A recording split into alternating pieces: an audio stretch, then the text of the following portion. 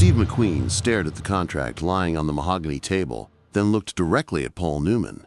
The silence stretched between them like a loaded gun. 20 seconds.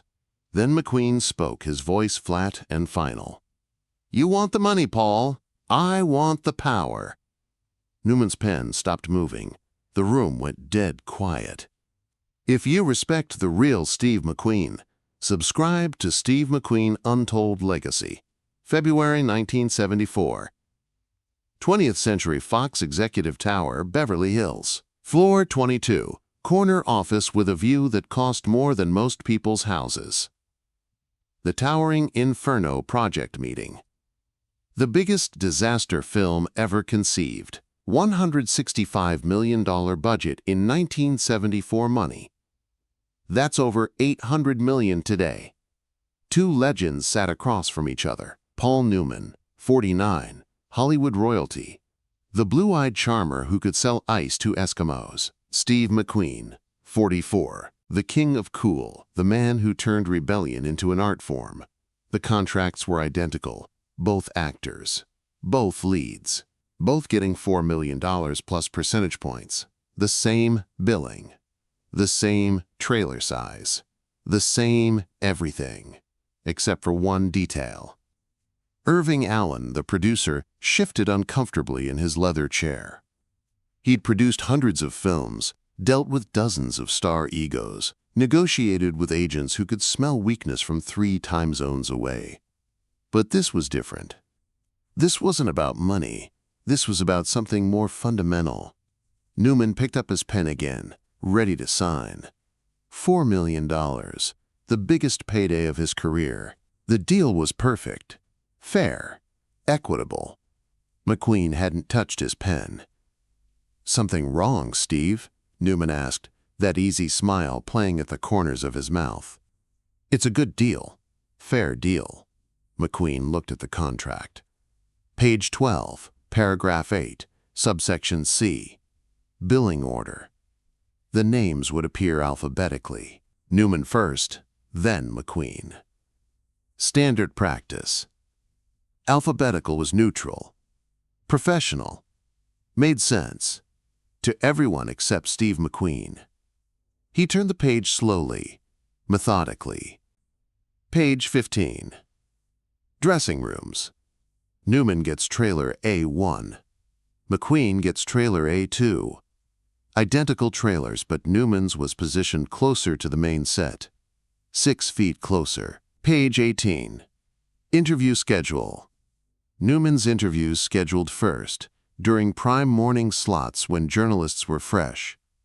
McQueen's interviews followed in the afternoon. Page 23. Final cut consultation. Both actors would be consulted on final edits, but Newman's name appeared first on the consultation list. Small details. Tiny preferences. Things that wouldn't matter to most people. They mattered to Steve McQueen. Irving Allen cleared his throat. "Gentlemen, we're all professionals here. The contracts are fair. Identical compensation, equal treatment." "Equal," McQueen repeated, his voice carrying that trademark stillness that made directors nervous and studio executives sweat. "You keep using that word." Newman set down his pen. He'd worked with difficult actors before. Marlon Brando's method madness. Elizabeth Taylor's demands. But McQueen was different. McQueen was calculating. "What are you getting at, Steve?" McQueen stood up, walked to the window, looked down at Beverly Hills spreading out below. The cars looked like toys from up there. The people like ants. Everything's small and manageable. You know what I learned racing, Paul? It's not about the fastest car. It's not about the biggest engine. It's about who controls the race. He turned back to the table. "This contract gives us the same money, same billing, same everything. But look closer." McQueen walked back to the table, pointed to the billing clause. "Alphabetical order. Sounds fair, sounds neutral. But alphabetical means Newman McQueen. Always. Every poster, every advertisement, every mention." Newman frowned. "That's just how alphabets work, Steve." "Exactly. And who benefits from alphabets working that way?" The room was quiet. except for the hum of air conditioning and the distant sound of traffic 22 floors below. McQueen continued, his voice gaining that edge that made producers reach for their antacids. Trailer positioning. Newman gets A1, closer to the set, easier access, better location. Interview scheduling. Newman goes first when journalists are fresh, engaged, asking better questions. Irving Allen opened his mouth to speak, but McQueen held up a hand. I'm not finished. Final cut consultation. Newman's name first on the list. Guess whose opinion gets heard first? Whose ideas get priority consideration? Newman was listening now. Really listening. The easy charm was gone, replaced by the sharp attention of a man who'd survived 25 years in Hollywood by understanding exactly how the game was played. So what do you want, Steve? I want what this contract pretends to give us but actually doesn't. Real equality. McQueen picked up his copy of the contract, started flipping through pages, pulling out specific clauses. Change the billing to McQueen Newman, reverse the trailer assignments, flip the interview schedule, put my name first on the consultation list. Irving Allen's face went pale. Steve, we can't just change. You can change anything you want. It's your studio, your movie, your choice. Newman laughed. Actually laughed. Not the nervous laugh of someone trying to diffuse tension, but the genuine laugh of a man who recognized a masterful power play when he saw one. You're not really asking for equal treatment, Steve. You're asking for the advantage. No, Paul, I'm asking for control. The distinction hung in the air like smoke. If I sign this contract as written, McQueen continued, I'm accepting a secondary position disguised as an equal one. The alphabet puts you first. Geography puts you closer. Schedule puts you ahead. Psychology puts your voice in their heads before mine. He looked directly at Newman. And that's the difference between money and power. Newman set down his pen completely, leaned back in his chair, studied McQueen with the kind of attention usually reserved for chess opponents or potential threats. You're saying I should take second billing, second position, second everything? I'm saying one of us has to be first. And I'm saying it should be me. Irving Allen started to speak, but Newman gestured for silence. This was between the two actors now. The producer was just a spectator to a masterclass in Hollywood power dynamics. Why you? Newman asked. McQueen smiled. Not his famous cool smile, but something sharper. More predatory. Because you're thinking like a movie star, Paul. I'm thinking like a brand. He walked to the window again, hands in his pockets. That casual stance that looked effortless but was really complete control. You want the $4 million because it's the biggest paycheck you've ever seen. That's movie star thinking. Good money for good work. He turned around. I want the positioning because the next contract will be worth $8 million. The one after that will be worth 12. The one after that will give me producer credit, final cut approval, and gross points instead of net. Newman was quiet for a long moment. But if you get first billing, Newman said slowly, what's in it for me? You get to work with Steve McQueen, and you get to see how real power operates in this town. Irving Allen fidgeted. Gentlemen, we need to resolve this. Production starts in 6 weeks. McQueen ignored him completely. His attention was fixed on Newman. Here's what I learned racing Ferraris, Paul. The driver who's thinking about the current lap loses to the driver who's thinking about the next race. He picked up his pen. I'll sign right now. With my name first. My trailer closer. My interviews scheduled when people are paying attention. And in exchange, you get $4 million and the education of watching how the game is really played. The silence stretched again. Irving Allen looked like he was having a heart attack. Newman looked like he was doing calculus in his head. Finally, Newman spoke. And if I say no?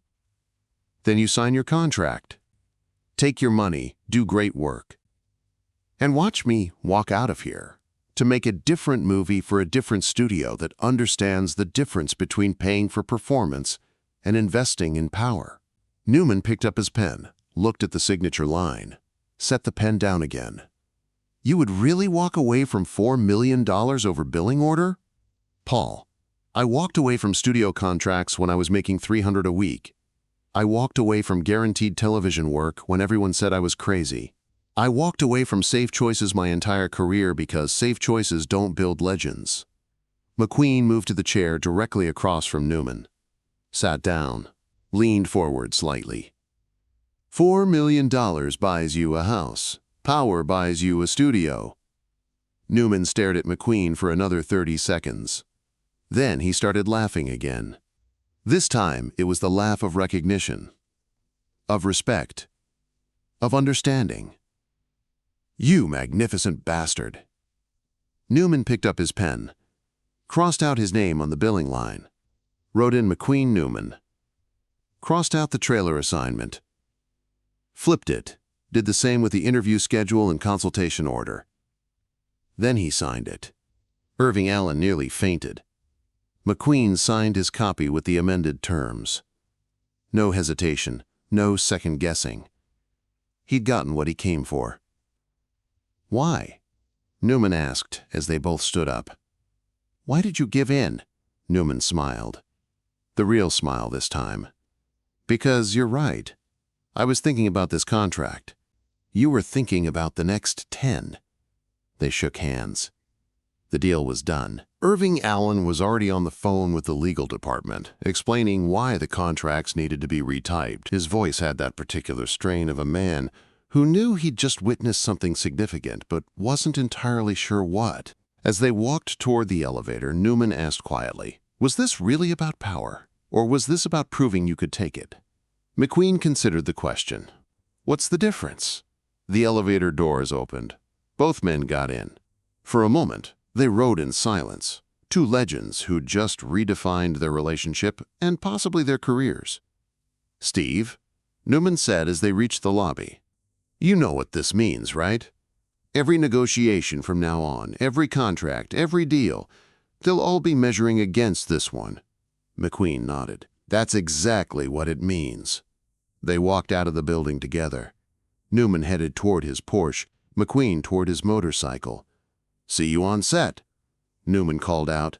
"Yeah, see you there, Paul." But they both knew something had changed. The power dynamic in Hollywood had shifted slightly. Not seismically, but measurably. Steve McQueen had just demonstrated that real control wasn't about money. It was about understanding that everything was negotiable if you were willing to walk away. The Towering Inferno went on to be one of the biggest hits of the 1970s. Both actors delivered legendary performances. The billing read Steve McQueen first, then Paul Newman. But the real story wasn't what happened on screen. It was what happened in that conference room. A masterclass in understanding that power isn't given, it's taken by those who understand its value. Newman later told friends, "Steve taught me something that day. I thought I was negotiating a contract. He was negotiating his future." Irving Allen, in his memoir published 20 years later, wrote, "I thought I was dealing with two movie stars, fighting over billing. I was actually watching Steve McQueen establish himself as the most powerful actor in Hollywood. The man didn't just want equal treatment. He wanted to rewrite the rules of how equal treatment was defined." McQueen himself never spoke publicly about the negotiation, but close friends said he kept a copy of that contract in his office for the rest of his career. Not framed. Not displayed. Just in his desk drawer where he could see it when he opened it. A reminder that real power isn't about getting what everyone else gets. It's about understanding that you get to define what fair looks like. Subscribe to Steve McQueen Untold Legacy for stories they never told you.